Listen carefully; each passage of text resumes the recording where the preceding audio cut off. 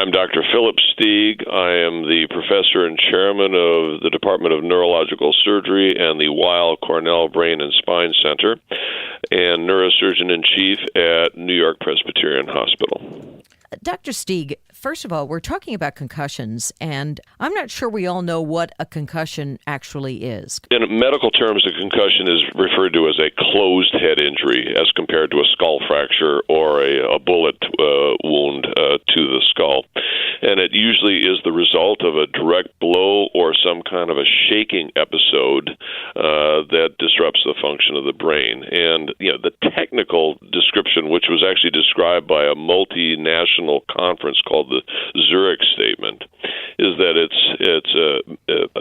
a concussion may result in neuropathological changes, but the acute clinical symptoms largely reflect a functional disturbance rather than a structural injury. So, in layman's terms, what that means is there's an alteration in the normal function of the brain, but when we immediately look at it with an MRI or a CT scan, there isn't something that we see as a structural change. And that, of course, implies it could be very dangerous. Absolutely. Now, concussions are classified as mild traumatic brain injuries, but then the bigger issue is how many times do they occur, and also a lot of this is related to, or a lot of the outcome is related to what the patient brings to the table, meaning in medical terms, it's called the premorbid state. So if a patient has sleep disorders, eating disorders, history of depression, history of migraines, all those other attention deficit and hyperactive disorders, those individuals appear to have prolonged symptoms after a concussion, and they are our most challenging patients. I've seen the movie Concussion. I don't think I'll ever look at football in the same way. Now, you're one of the few neurosurgeons who work on the sidelines, I understand, at New York Giants games. Now, what does that involve? Well, first let me comment. Given your comments about the movie, I think that I both read the book from which, and I had to write a review of that, and I also watched the movie. I think that early on, whatever the NFL did is a matter of record. What I can tell you currently is that the teams are really making an intense effort to reduce the incidence of mild traumatic brain injury.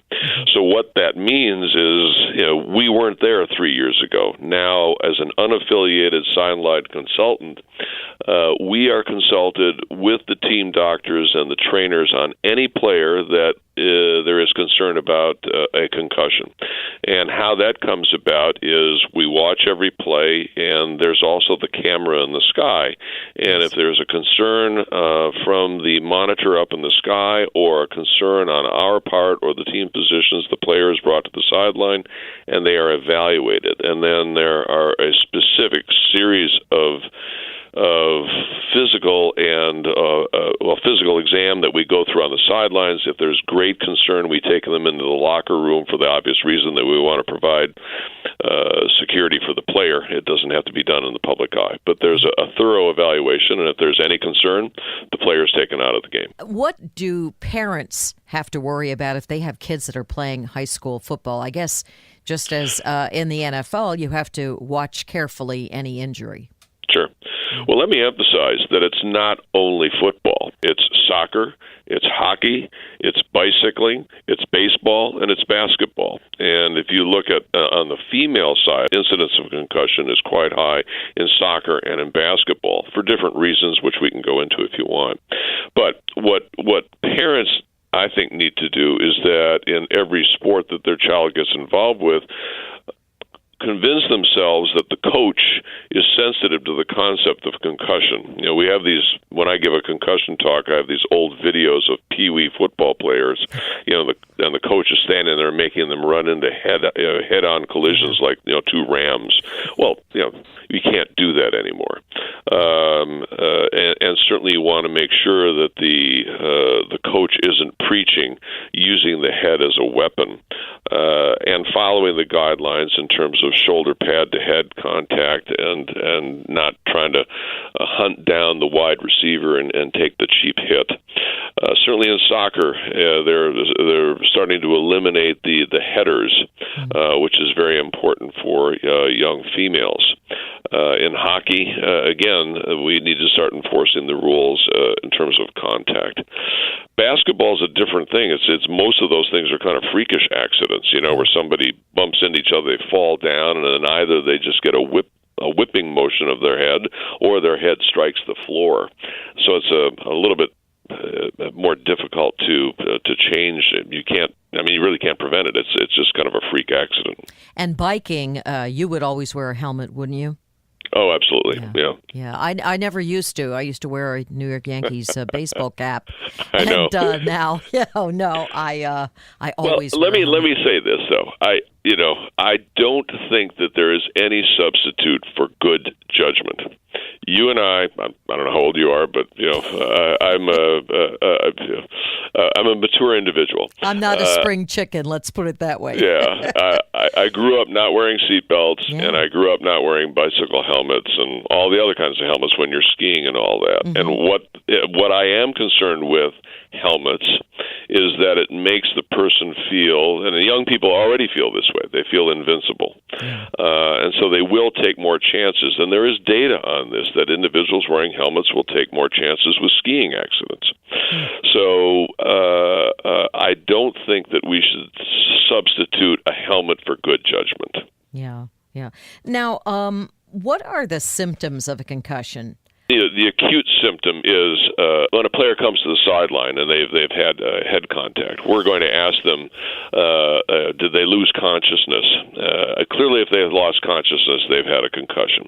If a player says that, I got my bell rung, that's the wrong thing to be saying. It means that they had this transient or temporary alteration in mental function. And then what we do is we assess them for their memory function. So we ask them what the day is, what the month is, who the president is. In football, we would ask them. It's called the Maddox questions. Who they playing? What's the score in the game? What quarter is it? And then there's just the overall gestalt of after doing this for 30 years, you're looking at a player. They have that kind of starry-eyed look. If you're concerned, then we take them back for many more formal tests, such as we do a balance test. It's called a BEST test. They have to stand on one foot for a period of time. And if all of those are positive, then we take them out of the game. What does it feel like to the actual patient to get their bell rung or to have a concussion? Again, it depends. There can just be that acute blow, and they're stunned. Yeah. And that person will come. They can come to the sideline or whatever. Whatever the event is, and they're completely fine. And that individual we would probably let go back into the game versus the person that is a little bit disoriented. They can tell. All right. Versus an individual who falls down, bumps their head, and has an immediate post-traumatic seizure. They wake up from the seizure and they're fine. They feel a little bit dazed. Versus the patient who is knocked out for a minute or two, and then they're obviously dazed, and those individuals need to be evaluated in an emergency room. And that's the other thing I would say to parents is if there is ever any concern about a concussion in the acute phase, go to the emergency room. If it's not in the acute phase for a child, I would call their pediatrician. And pediatricians now are much more sensitive to the prevalence of a concussion, which ranges anywhere from 1.6 to 3.6 million episodes per year. Wow. Now, when kids get a concussion, it seems to be a lot worse. I have a friend whose daughter had a concussion, and she has never really been the same. She's had a lot of issues. Yeah. Well, as I said earlier, I would ask the question, did their daughter have any pre-concussive symptoms? As I said, migraine headache, sleep disorder, eating disorder, concentration disorders, history of depression, attention deficit hyperactivity disorders, because those patients, as I said, seem to have a longer history for post-concussive syndrome. The treatment of that is very different. In the early days, people would say, "Oh, you need to go into a quiet room, pull the shades, and just sort of isolate yourself for 2 weeks." We don't do that anymore. Obviously, what we do is we let them back into their environment, but if something bothers them, that's what we stop. So a child may say to me, "I can't look at my computer." Well, then don't look at your computer. I can't watch, when I watch TV, I get a headache. Then don't do that for a while. If they're having sleeping problems and eating problems, I get them hooked up with we have a concussion center here at Weill, Cornell, and New York Presbyterian Hospital, and I get them hooked up with our neurologists who will help work through that. If they have protracted symptoms with memory disorders and that, they get formally evaluated by our neuropsychologists. And then if there is something we can do, there's therapy called cognitive behavioral remediation. If it's a more severe kind of a concussion, where they actually are depressed, things like that, I also can get them hooked up with one of our neuropsychopharmacologists. That's a mouthful, but that's a person who specializes in psychologic disorders, but takes a brain chemistry approach to it. So they're experts with the management of drugs and how we can try to help the patient get through their post-concussive syndrome. Anything else you want to add or underline or go into that I may not have asked you about? Yeah. I mean, I really can't emphasize enough the incidence of concussion, as I said, is big. It's about maybe, who knows. A lot of them go unreported. I'm sure when I was a kid, I know I had a concussion. I never told anybody because it just happened, and so there's probably more than 3.6 million concussions. Like any other major disease process, lung cancer, heart disease, stroke, how are we going to change this? It's going to be changed through appropriate behavior. And that's why I talked about the use of helmets. We can't use helmets as an excuse for doing something crazy. Parents need to guide their children in good judgment and not to take risks. These people that go down mountains on these bikes and hopping things. It's only a matter of time until something bad happens. I don't want to stop people from doing it, but they need to be fully aware that these are high risk hobbies, occupations, or whatever.